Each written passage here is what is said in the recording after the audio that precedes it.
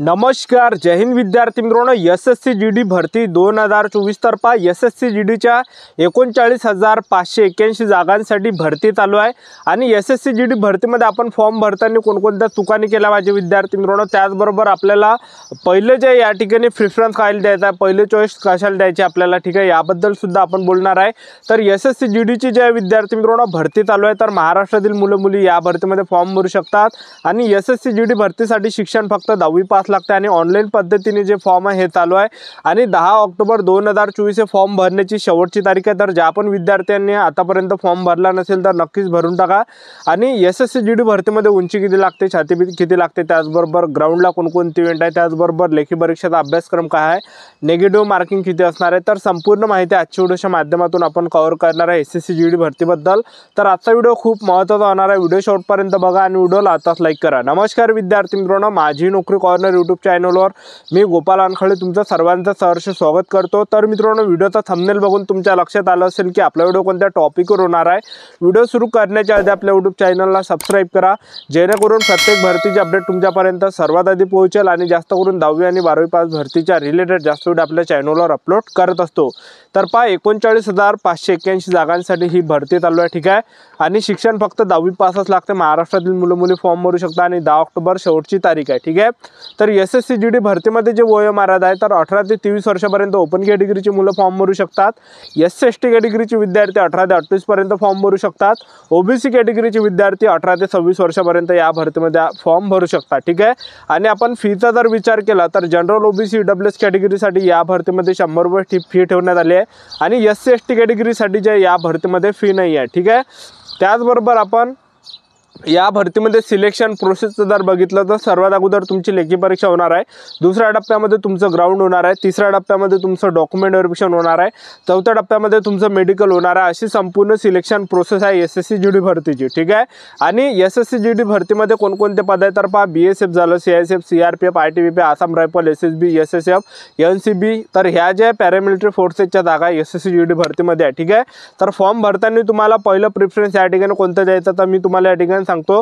तर पहिलं तुम्हाला या ठिकाणी एसएसएफला द्यायचा, त्याचबरोबर दुसरं चॉईस तुम्हाला या ठिकाणी जे सीआयएसएफ सुद्धा टाकू शकता, तिसरी चॉईस तुम्ही एसएसबी सुद्धा टाकू शकता, चौथी चॉईस तुम्ही एनसीबी सुद्धा टाकू शकता आणि पाचवी चॉईस तुम्ही आयटीबीपी सुद्धा टाकू शकता। सहावी चॉईस जे तुम्हाला या ठिकाणी आसाम रायफल टाकायचे, त्याचबरोबर सातवी आपल्याला सीआरपीएफ किंवा बीएसएफ मधून, ठीक आहे।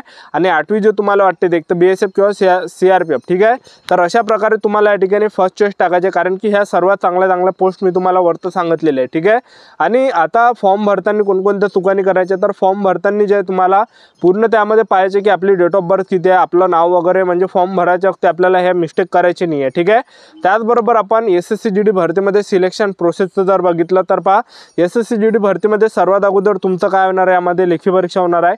तर परीक्षेमध्ये जे 80 प्रश्न परीक्षेला विचारले जाते, 20-20चा पार्ट असते। तर जनरल नॉलेजचे 20 प्रश्न परीक्षेला विचारले जाते, त्याचबरोबर गणिताचे 20 प्रश्न परीक्षेला विचारले जाते, बुद्धिमत्ता चाचणीचे 20 प्रश्न परीक्षेला विचारले जाते।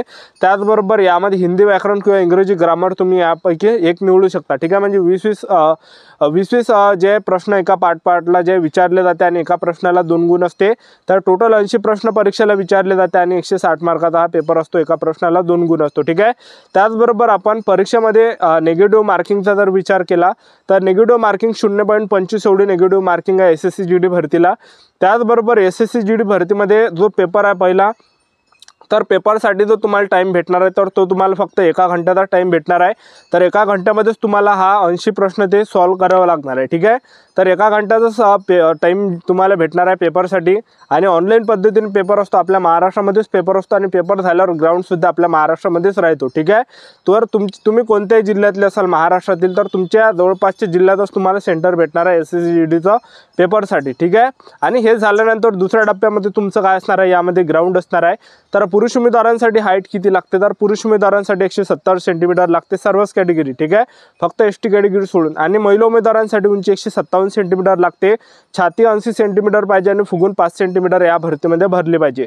त्याचबरोबर आपण एसटी कॅटेगरीचा जर विचार केला तर एसटी कॅटेगरीच्या पुरुष उमेदवारांसाठी उंची यामध्ये 162.5 सेंटीमीटर लागते आणि महिला उमेदवार जर असाल तर 150 सेंटीमीटर उंची लागते, छाती 76 सेंटीमीटर आणि फुगून 5 सेंटीमीटर भरली पाहिजे।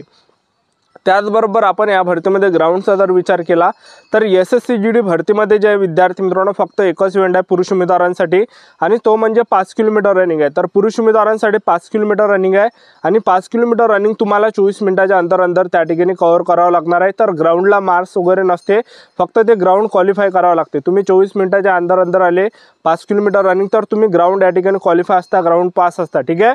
तर ग्राउंडला मार्क्स वगैरे नसते, ठीक आहे। ज्यांचंसुद्धा 5 किलोमीटर वीक असेल तर तुम्ही आतापासून प्रॅक्टिस चालू ठेवा।